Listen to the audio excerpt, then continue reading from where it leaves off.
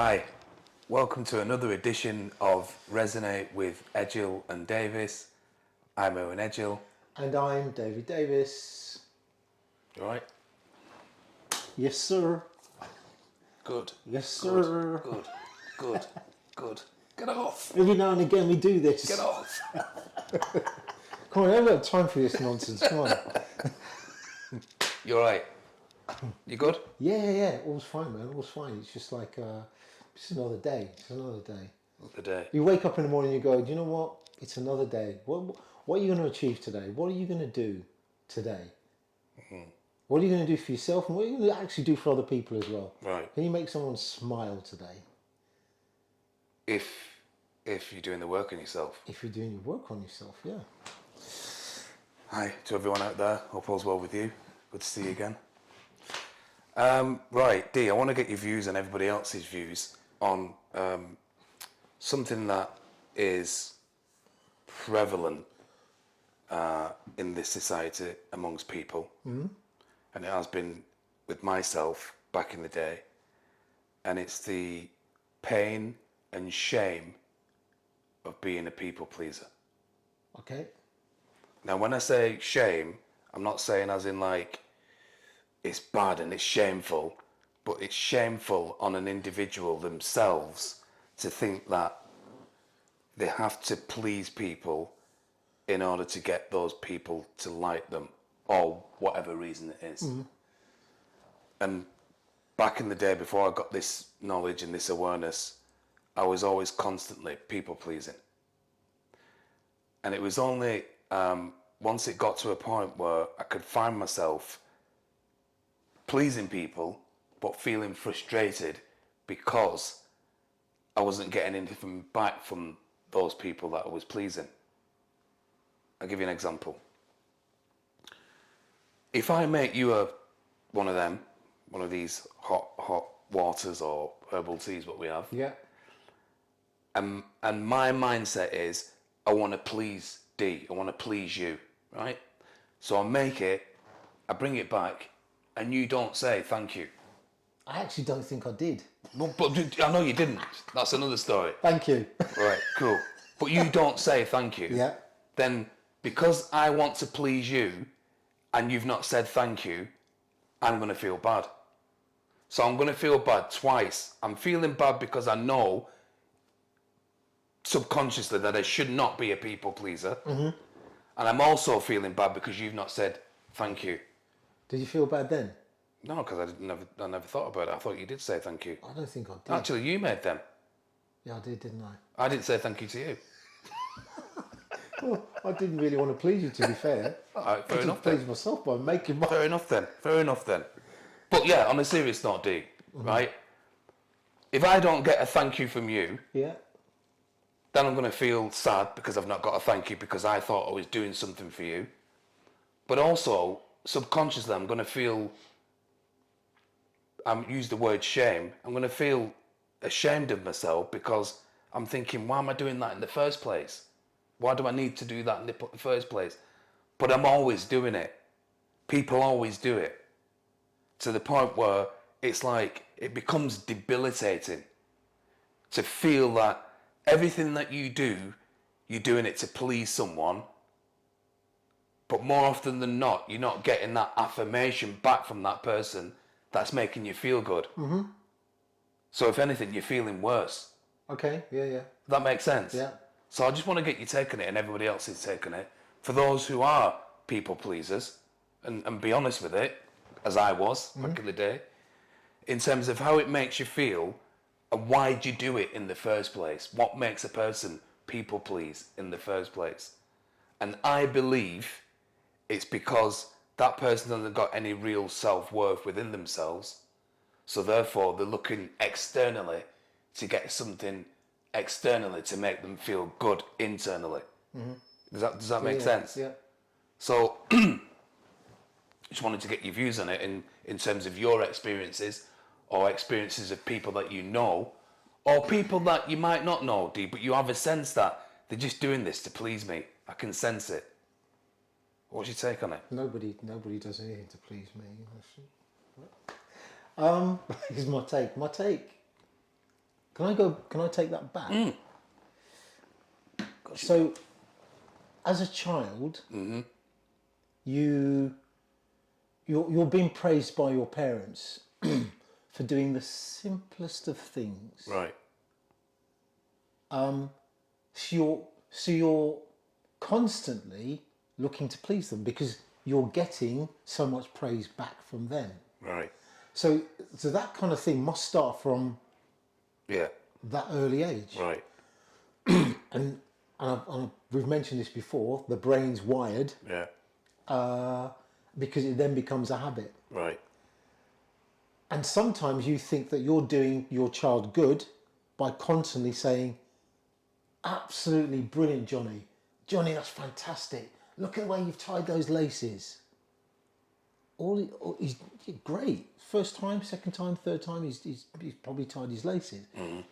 But instead of saying, Johnny, that's good, that's brilliant, tidying your laces, because in his head, everything and anything he does, he's going to want to please dad, please mum, in everything that he does. Right. And therefore, he grows up to be a people pleaser. Right. Because he knows he's going to get gratitude, or believes he's going to get gratitude from it. Right. And as we get older, and as we get wiser, and as we get into this sick society, as you keep saying, in your day-to-day life, at work, with friends, whatever it may be, and you do things to please your friend, because that's all you've ever known, pleasing, and they don't say that thank you, you're thinking, hang on a minute, why doesn't he say thank you? And you feel bad. You then feel bad. Right. So you're not taught from an early age not to feel bad. You're taught from an early age to accept this gratitude because it makes you feel good, and because you're pleasing someone else. Right. So it's false. It's not. The reality is when you get older, and as you say, you then become this people pleaser in real life, it's not a great trait to have. It's not, is it? It isn't. So, and I just want to stay where I am, back here with the child at the moment. Right. Instead of saying, because parents are going to say, well, surely I should be able to praise my child. Yes, you should. But perhaps look at saying, instead of with the laces scenario, and I know again it's a bit superficial, but with the laces scenario, instead of saying, well done for tying the laces, that's brilliant. All you need to do is, you've tied your laces, which is a good sign, but now, as you get older, can you tie it with a bit quicker, or can you work on tying it quicker? Because it's taken him a long time to fumble, but he's done it. Right. But he's done it. Yeah. He's achieved something. That's great. Find the achievement in it, but also say to him, but now let's see if we can, learn to do it quicker. Right. So he's progressing, Yeah. and he's not just thinking, oh, I'm brilliant, I've done it. Yeah. Playing football, oh, I'm brilliant, I scored. Well, okay, you scored a good goal today, but had you have hit it with that side of your foot, or if you'd have used your head or whatever, but you're trying to adapt them into everyday life as they get older. Right. Not just to stay in one place and be this people-pleasing adult, but to obviously learn from the things that you're doing good to get better at it. Right. Without the acceptance of pleasing someone else. It's a slightly complicated, I suppose, attribute in relation to the people-pleasing as an adult, but you have to learn this from a younger age. Right. Of the complications that you're giving that child when that child gets older. Yeah. Good point. Does that make sense? Yeah, good point. But the paradox to that is, if you're raised in an environment where you've never ever got any praise, then it can work the other way. Oh, yeah. I never got any praise from whoever, so I'm going to try and get some praise from this person. That's why it's a complicated, there's no black or white with it, but we've got to keep it in its simple terms. Yeah. Right. But it's painful and it's shameful, I really believe. It's painful that individual, as you mentioned with that example, it's like the scenario with any kid, you know, they come home with a drawing and the mum's really effusive about it. Whereas it could have just been, oh, that's good, well done. But they've gone over the top with it. And then by the time the kid gets into secondary school and he does a bit of art, and then the art teacher says, do you know what, that's like crap. They're stunned. They're hurt. Because all their life they've been getting that praise, and the reality is it wasn't that good. So as you say, the parents have done that kid a disservice, and now that kid's an adult, that's what they like. But they've no idea of where the root causes come from, though, Dee. Correct. So that's what I'm trying to say about it being painful and shameful, because it just keeps going on and on and on. And nobody's saying to them, Luke, do you know what? Why are you like this? And they probably can't even answer it. So if it was you, you'd be saying, well, the reason why you like this is because you got too much praise, or you didn't get enough praise, and that's why you are the way you are now. Yeah. So how can an individual go from being a people pleaser to just being their authentic self? That is the key. You mentioned about rewiring those like pathways, right? But they can only do that by first recognizing that they're a people pleaser, and then going out and getting the help to transform those neural pathways. So what did you do? How did you recognize yourself as back in the day a people pleaser? I didn't recognize that. I just got fed up of it. I got fed up of it, Dee. I got fed up of pleasing people because I wasn't getting enough affirmation back. I know I'm laughing, but because I wasn't getting a thank you and this, or you know what I mean. If I did it begrudgingly, it got to a point where I thought to myself, well, I'm not doing that, and then that led to something else in terms of, well, why am I doing it? And then you know what I mean. It just dawned on me that well, maybe because you're a people pleaser. Stop pleasing people. Please yourself, not in a selfish way. And then it just went from there, and then I got a book here and a book there and listened to other people talking about it, and that's how I kind of got out of it. But I spent a lot of time people pleasing, and there are a lot of people out there who spend a lot of time people pleasing. And when they're pleasing that person, they're not happy to please that person. They're doing it begrudgingly. That's the thing, because there's an element of me that is a people pleaser. Right. And I am today, was yesterday, and probably will always be, because of the hard wiring it's into my brain. But I do it because it pleases me.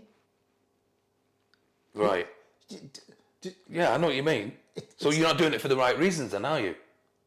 Think about it. You say the right reason. I don't know what's right or what's wrong. What you define what's right and what's wrong. If you're making me a sandwich, and you're not making me a sandwich because you think, Owen wants a sandwich and I'm making him a sandwich, and you're thinking I'm making him a sandwich because it's going to make me feel better, that's wrong, isn't it? No. So with me, I'm making that sandwich to, as I say, it's people pleasing, to please you, because pleasing you pleases me. Right. But supposing you bring me the sandwich, and you don't and I either don't eat it, or I say, well, I didn't want that. Then how are you going to feel then? I'm not going to feel bad. I've created a sandwich for you. Come on, Dee. Hang on, let me think. Is it just to please you I've made that sandwich? Or is it just to please you and not please me? It's to please both. It's to please you. But if you're saying, you know what, I don't eat egg, because I don't eat egg. I don't eat egg, and I go, damn. I'm sorry, man. I thought you did. Or, you know, I'm not going to feel upset. I'm going to feel, at least next time I know, I'll say sorry, at least next time I know. So I'm not trying to say if something's wrong with what I've given you, it's going to upset me. It's not going to upset me. I'm still going to be happy that I've done it for you, but maybe it's just the wrong sandwich that you didn't like. It's the wrong too many sugars in the tea. Well, you're not a people pleaser then, Dee, because a people pleaser, seriously, a people pleaser would feel bad at the fact that they've just made something for someone and that someone rejected it. They would feel bad because of the fact that they're not doing it for the right reasons. And there we go. So I believe we can all be people pleasers to an extent. Right reason, wrong reason. And that's dependent, like I say, for me, It's dependent on, am I doing it for the right reasons, which is I'm doing it for both of us. But if you, for whatever reason, are not happy with what I've done, it's not going to hurt me. Because I'm not going out there to purposely in my head going, I've got to people please, I've got to people please. Yeah, well, that's what I'm trying to say. So you're not people pleasing. So you're right. But it pleases me that I do please you. Right, but that's authentic. That would be authentic. Okay then. Right. Okay. I know. I'll accept. Right. I know of someone who people pleased someone, and the question I asked, how did you feel when you gave that person what you gave them? I felt really pissed off. Yeah. But I wasn't shocked when they said that, because I knew that they were people pleasing and doing it for the wrong reasons. You're doing it for the right reasons. But the question So there is a wrong and there is a right. There is a wrong and there is a right way of doing it. Yeah. Authentically, to please someone because that's who you are, fine. But if you're pleasing that someone because if they smile at you or say thank you, that affirms to you who you think you are. Well, I must be a nice person because they just smiled at me and said thanks, Owen, for that. So I must be all right. But how can I be all right when I'm not working on myself to be all right? So then it's not authentic, is it? Yeah. But there are a lot of people out there, Dee, who are suffering badly from being in that state wrongly. Not in the right way. Because of their childhood. Because of either their childhood or because of, they want to gain friends. So in order to gain friends... But it stems from... Yeah. It stems from the parents. It stems from the parents, yes. Yes, indeed. So, for me, it's got to be... Firstly, recognising that you're a people pleaser, and hopefully people can resonate with this, to say, yeah, well, do you know what? I am a people pleaser. And then going through the pain of realising where it came from, childhood, and now doing something about it in terms of, right, I need to stop doing this. Rewire. I need to do it for the right reasons. Rewire my pattern of thought. Yeah. Otherwise, it's just going to stay the same, and then they're going to stay the same, either feeling really painful and shameful about it, or being really begrudgingly about it. And those three emotions aren't good for our mental, emotional, physical, and spiritual well-being. So it's finding the authentic aspect of people pleasing. Definitely. Because there's a right way. And there's a wrong way. And there's a wrong way. And there's a wrong way. That's it for me. You say a few words, man. Yeah. I'd just like to say, as I always do, and I'm hoping you're not fed up with what I'm saying. No, repetition. Keep saying it. Keep rewiring. Rewire this in your heads. Please subscribe, please like, and please share. Again, it's just a matter of getting the word out there to as many people as possible to enhance and empower themselves as human beings in today's society. Correct. Yeah. So, thank you for listening and watching. That's it from me until next time. And from me till next time. Bye. Bye for now.